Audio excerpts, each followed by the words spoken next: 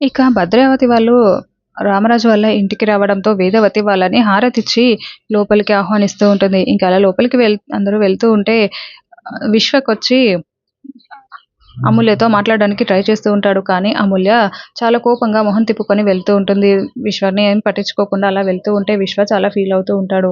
ఇంకా అలా అందరూ కలిసి లోపలికి వెళ్తారు. అందరూ అక్కడ సోఫాలలో కూర్చొని ఉంటాడు. ధీరజ్ మాత్రం ఆ సేనాపతి కూర్చున్న సోఫా పక్కన నించొని ఉంటే, రే అల్లుడు నువ్వేంట్రా ఇలా నించున్నావు, కూర్చోరా, మీ మామయ్య పక్కన, మీ మేనమామ నీకు పిల్లనిచ్చిన మామ అయినా మీ మామ దగ్గర కూర్చోరా అని బలవంతంగా కూర్చోబెడుతూ ఉంటే, ఏ ఏ, వద్దు వద్దు అని ధీరజ్ అంటూ ఉంటాడు. ఏం మామ, అల్లుడు ఎప్పుడు బయటికి కోపంగానే కనిపిస్తూ ఉంటారు. కానీ వాళ్ళ మధ్యలో ఉండే ప్రేమ అది చెప్పలేనిది అంటూ సేనాపతి పక్కన కూర్చోబెట్టడంతో ఇంకా సేనాపతి కాలు మీద కాలు వేసుకొని ధీరజ్ ముందు పోజ్ కొడుతూ ఉంటాడు. ఇంకా ధీరజ్ కూడా సేనాపతిలాగా కాలు మీద కాలు వేసుకొని మరి ఉంటాడు.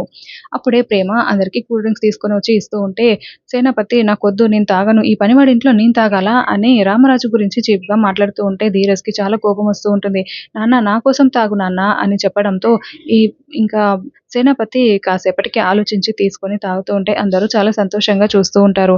వీళ్ళేంటి ఇంత కూల్‌గా ఉన్నారు? ఈ ప్రేమని తీసుకువెళ్తే అయిపోయేది కదా! ఆ ప్రోగ్రామ్ స్టార్ట్ చేసుంటే బావుండేది. ఇంకా ఏంటి ఆ ప్రేమని తీసుకొని వెళ్ళిపోతే వచ్చి ఏడుపు నేను చూడాలి కదా! అని వల్లి అనుకుంటూ ఆలోచిస్తూ ఉంటుంది.